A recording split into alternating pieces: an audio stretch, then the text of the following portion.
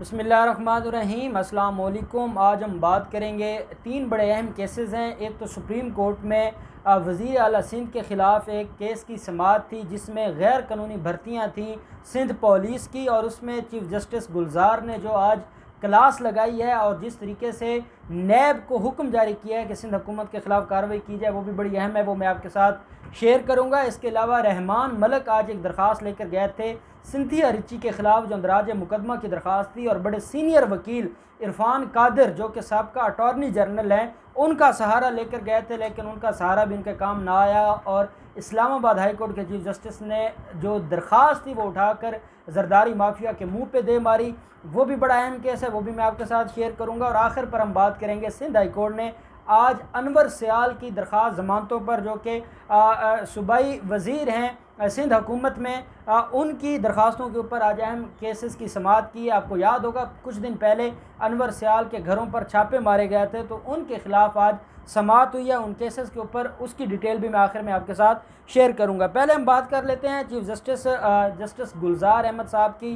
उन्होंने आज जो अहम केस है, गैर कानूनी भर्तियां हैं, और ये सिंध रिज़र्व पुलिस में ये गैर कानूनी भर्तियां की गई थी 2016 में, और तब से इनके ख़िलाफ़ इंक्वायरी चल रही है वज़ीर आला सिंध के ख़िलाफ़। और जो उस वक्त सिंध पुलिस के आला हुकाम थे, उनके ख़िलाफ़ इंक्वायरी शुरू हुई थी, और नैब उसके ऊपर कार्रवाई कर रहा था कि इतने में ये गए थे नैब के ख़िलाफ़ कि नैब हमारे ख़िलाफ़ क्यों कार्रवाई कर रहा है। और चीफ जस्टिस गुलजार ने जो उसके ऊपर आर्डर सुनाया है, ये एडिशनल एडवोकेट जनरल सिंध भी आज अदालत में मौजूद थे, जो कि रिप्रेजेंट कर रहे थे वज़ीर आला सिंध को।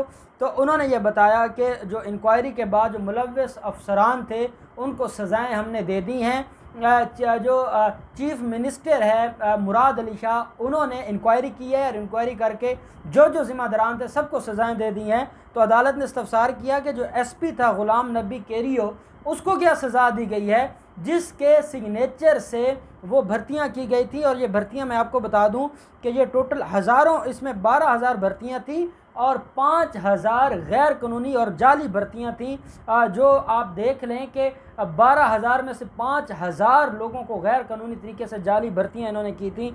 तो उसका इल्ज़ाम था वज़ीर आला सिंध के ख़िलाफ़, और एसपी जो था ग़ुलाम नबी, उसके ख़िलाफ़। तो अदालत ने कहा कि उसको कितनी सज़ा दी गई है वज़ीर आला सिंध की इंक्वायरी में, तो बताया गया है कि वो उसको चंद महीनों की सज़ा है, जो सस्पेंशन थी। अदालत ने कहा कि जो सबसे बड़ा मुजरिम है, जिसके दस्तखतों से ये 5,000 लोगों को नवाजा गया है, 5,000 गैर कानूनी और जाली भर्तियां की गई हैं, उसको आपने सबसे कम सज़ा दी है, और जो छोटे छोटे अफसरान थे उनको आपने इतनी बड़ी सज़ाएं दे दी हैं। तो अदालत ने इस्तफसार किया कि ये क्या आपने ड्रामा बनाया हुआ है, क्या इस तरीके से इंसाफ दिया जाता है। चीफ जस्टिस ने दरियाफ्त किया कि क्या ग़ुलाम नबी केरियो जुर्म साबित होने पर भी पुलिस में ही हैं, जिस पर एडिशनल एडवोकेट जनरल ने बताया कि कम तरीन सज़ा मिलने पर ग़ुलाम नबी केरियो की पुलिस मुलाजमत बरकरार है, क्योंकि उनको कम सज़ा दी थी और वज़ीर आला सिंध ने नवाजना था, वो जरदारी माफिया का ख़ास आदमी था। और ये जो 5,000 लोगों की गैर कानूनी भर्तियाँ हैं, आपको क्या लगता है ये एसपी या वज़ीर आला के लोग थे? ऐसी बात नहीं है, बल्कि ये तो बिलावल जरदारी और आसफ जरदारी के वो लोग थे जो इन्होंने रखे हुए थे, जिनको ये किराए पर पुलिस की वर्जियों में अपने मकासद के लिए इस्तेमाल करते हैं। ये वो 5,000 लोग थे जो किसी क्राइटेरिया पर पूरा नहीं उतरते थे, लेकिन उनको फिर भी नवाजा गया और उनको इतना बड़ा रिलीफ दिया गया। तो जो मेन इसमें मुलज़म था वो आज तक पुलिस में बतौर ऑफिसर जॉब कर रहा है और मुलाजमत कर रहा है। एडिशनल एडवोकेट जनरल ने अदालत को मजीद बताया कि नैब ने गैर कानूनी भर्तियों के केस में ग़ुलाम नबी केरो को गिरफ़्तार कर रखा है। इस वक्त वो नैब की कस्टडी में है, लेकिन उसकी जो पुलिस मुलाजमत है वो भी बरकरार है।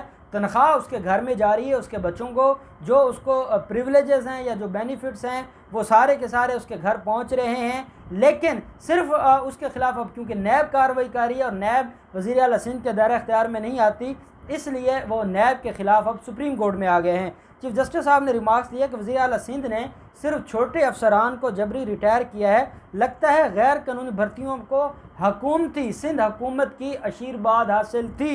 ये अल्फाज हैं चीफ जस्टिस साहब के। और चीफ जस्टिस साहब ने कहा है कि मुझे ये लगता है कि जिस तरीके से बड़े अफसरों को छोड़ दिया गया है और छोटे अफसरों को सज़ा दी गई है, तो ये इस बात की ज़मानत है या इस बात की सबूत है कि वज़ीर आला सिंध इसमें मुलव्वस थे, और साथ नैब से कहा कि क्या वज़ीर आला सिंध के ख़िलाफ़ भी आपने इंक्वायरी की है। तो नैब ने कहा कि हाँ जी, उनके ख़िलाफ़ भी इंक्वायरी शुरू की हुई है। और ग़ुलाम नबी केरियो जिसको गिरफ़्तार किया हुआ है, जो एसपी हैं सिंध पुलिस में, जिन्होंने 5000 गैर कानूनी भर्तियों पर सिग्नेचर्स किए थे, तो अदालत को नैब हुकाम ने यह बताया कि मुराद अली शाह के ख़िलाफ़ काफ़ी सबूत ग़ुलाम नबी ने दे दिए हैं, और ग़ुलाम नबी ने यह बता दिया है कि किन के कहने पर उसने इतना बड़ा गैर कानूनी काम किया था। अब देखें कैसे पुलिस लोगों की हिफाजत करेगी, कैसे अंदरून सिंध के या कराची के लोगों की हिफाजत होगी, जब वहाँ पर हज़ारों लोगों को गैर कानूनी तरीके से भर्ती किया जाएगा अपने मफादात और अपने मकासद के लिए। ऐसे लोग कैसे अवाम की हिफाजत कर सकते हैं? उन्होंने तो सिर्फ एक ही काम करना है,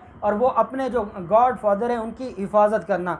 अदालत ने नैब को एसपी ग़ुलाम नबी केरो के ख़िलाफ़ कार्रवाई जारी रखने का हुक्म देते हुए जो सिंध रिज़र्व पुलिस में गैर कानूनी भर्तियों का केस था उसको निपटा दिया। सिंध हुकूमत की जो दरख्वास्त थी जिसमें चैलेंज किया गया था नैब की उस इंक्वायरी को, जिसमें ग़ुलाम नबी के ख़िलाफ़ उसको गिरफ़्तार किया गया था और सिंध हुकूमत के ख़िलाफ़ इंक्वायरी शुरू की थी, अदालत ने सुप्रीम कोर्ट ने वो जारी रखने का हुक्म दिया, और साथ नैब को कहा है कि जल्द अज जल्द इसको मंतकी अंजाम तक पहुँचाएँ, और जो लोग इसमें मुलव्वस हैं उनके ख़िलाफ़ कार्रवाई की जाए। और साथ अदालत ने कहा है कि सिंध हुकूमत के पास जो डॉक्यूमेंट्स हैं और नैब जो आपसे डॉक्यूमेंट्स मांगती है वो आप दें। अगर नैब वो आपको डॉक्यूमेंट्स नहीं देते या जो डिपार्टमेंट आपके साथ कोऑपरेट नहीं करता, तो चीफ जस्टिस ने कहा मुझे बताएं, फिर हम उनके खिलाफ कार्रवाई करेंगे, लेकिन ये इंक्वायरी मंतकी अंजाम तक जानी चाहिए। ये बेसिकली हुआ यह था कि 2016 में एक केस की समाअत थी जो कि जस्टिस अमीर हानी मुस्लिम साहब की सरबराही में ये 3 रुकनी बेंच था। जस्टिस शेख अजमत सही साहब और जस्टिस खिलजी आरिफ हुसैन साहब उस वक्त अदालत में मौजूद थे और उस बेंच में के मेंबर थे। उस वक्त जो सिंध पुलिस के हेड थे उन्होंने एतराफ़ किया था कि उनका ओहदा संभालने के बाद पुलिस में होने वाली 12,000 भर्तियों में से 5,000 भर्तियाँ गैर कानूनी और जाली हैं।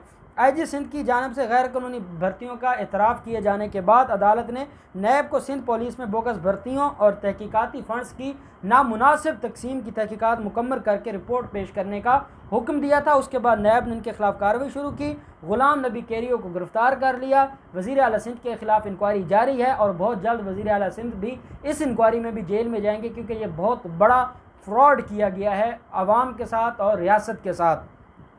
और ये इनकी 18वीं तरमीम है जिसको ये प्रोटेक्ट करते रहते हैं। अब हम आ जाते हैं, मैंने आपको बताया था कि सिंथिया रिची ने अंदराज मुकदमा की दरख्वास्त दी थी रहमान मलिक और ये पाकिस्तान पीपल्स पार्टी की क़यादत के ख़िलाफ़, और बाकी बिलावल ज़रदारी की तरफ से दरख्वास्तें चाह रही थी जिसमें बेनज़ीर भुट्टो के ख़िलाफ़ जो ट्वीट्स थे और उनके लिए मुख्तलिफ़ केसेस दर्ज करवाने की इस्तदा की गई थी। तो ये मल्टीपल अप्लीकेशंस हैं जो पेंडिंग थी।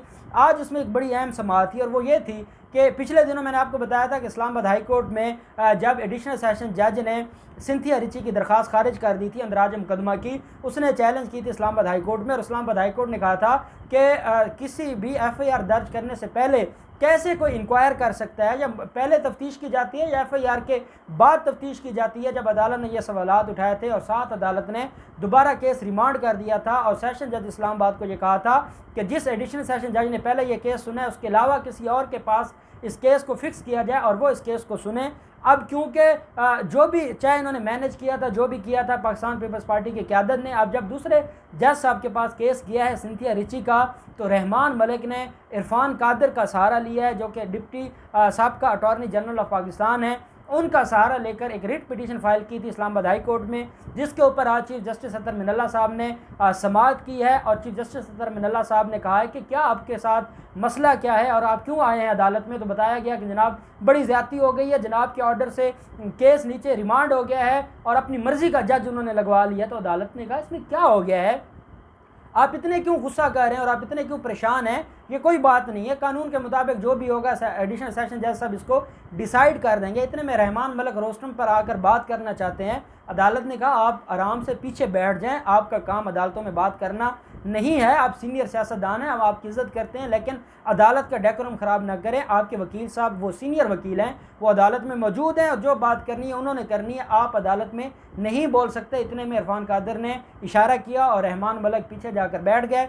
इरफान कादर ने कहा जी बड़ी ज़्यादती हो रही है, पहले बेनज़ीर भुट्टो के ख़िलाफ़ बातें हुई और उसके बाद रहमान मलिक और यूसुफ रज़ा गिलानी के ख़िलाफ़ एलिगेशंस हैं, तो ये बड़ा जुल्म हो रहा है। तो अदालत ने कहा कि मैं ये समझता हूँ कि हमने तो सिर्फ इतना किया, हमने ये नहीं कहा कि पर्चा दर्ज करें, हमने ये कहा कि कानून के मुताबिक उस दरख्वास्त का फ़ैसला सुनाया जाए, लेकिन हम सिर्फ इतनी बात आपको समझा रहे हैं कि ये रहमान मलिक अगर सीनियर सियासतदान है तो उसको चाहिए या तो ख़ुद उस मामले को वाइंड अप करवाए, खुद जाए और पेश हो और कहे कि जी मैं हाज़िर हूँ, मैं शामिल तफ्तीश होना चाहता हूँ, मेरे खिलाफ जो एलिगेशन है वो ख़त्म हो, बजाय इसके कि ये अदालतों में मुख्तलिफ पिटीशंस का सहारा लेकर केस को आगे न चलने दे या टेक्निकल बुनियादों पर केसेस को खारिज करवाएं। ये इनको जेब नहीं देता। और अदालत ने कहा कि मेरी राय यही है कि ये जाएँ एडिशनल सेशन जज के पास भी केस को फेस करें और अगर पुलिस के सामने दरख्वास्त जाती है तो वहाँ भी फेस करें और अपने आप को क्लियर करवाएं। तो अदालत ने रहमान मलिक की दरख्वास्त खारिज कर दी और एडिशनल सेशन जज को सिंथिया रिची की दरख्वास्त पर कानून के मुताबिक फ़ैसला करने का हुक्म जारी कर दी। और आपको ये 1-2 दिन में नज़र आ जाएगा कि रहमान मलिक एंड कंपनी के ख़िलाफ़ मुकदमा दर्ज हो जाएगा। और जहां हमारे मीडिया इस बात पर चीखता रहा है, जो मोटरवे केस था, यहाँ भी एक औरत ये कहती है कि 8 साल पहले उसके साथ ज़्यादती हुई थी और ज़्यादती होती है, हमारे कानून में कहीं ये टाइम फ्रेम नहीं दिया गया, तो उसका मुकदमा एटलीस्ट ज़रूर दर्ज होना चाहिए। आगे जो मेरिट के ऊपर होगा, अगर वो सच्चे होंगे, सिंथिया रिची सच्ची होगी तो FIR हो जाएगी और मुकदमे में सज़ा हो जाएंगे, नहीं तो केस खारिज हो जाएगा और फिर वो डेफामेशन में पहले भी गए हुए हैं और फिर भी जा सकते हैं। आखिर पर हम बात कर लेते हैं अनवर सियाल की। उन्होंने जो नैब ने उनके घर पर छापे मारे थे और वो सारा मामला आपके सामने है। आज उन्होंने दरख्वास्त फ़ाइल की थी और अदालत ने जो के आगा साहब हैं, जस्टिस के आगा साहब, उनकी सरबराही में 2 रुकनी बेंच ने यह फ़ैसला सुनाया है कि नैब अब उनके घर पर गैर कानूनी तरीके से छापे ना मारे और नैब को सर्च ऑपरेशन, सर्च वारंट ज़रूर लेने चाहिए और औरतों का तकद्दुस करना चाहिए और अपनी टीम में औरतों फीमेल मेंबर्स भी होने चाहिए जो जाकर घर के अंदर तलाशी करें। इस तरीके से किसी के घर पे छापे मारना ठीक नहीं है और अदालत ने गैर कानूनी छापों और सर्च से रोक दिया है नैब को। और साथ जो उनकी दरख्वास्त ज़मानते हैं, क्योंकि उनके खिलाफ इंक्वायरी चल रही है, उनमें समाअत मुलतवी कर दी है। नेक्स्ट डेट ऑफ हियरिंग पर जो भी कार्रवाई होगी हम आपके साथ शेयर करते रहेंगे। अल्लाह पाक पाकिस्तान का हामी नासिर हो। बहुत शुक्रिया। अल्लाह हाफिज़। पाकिस्तान जिंदाबाद।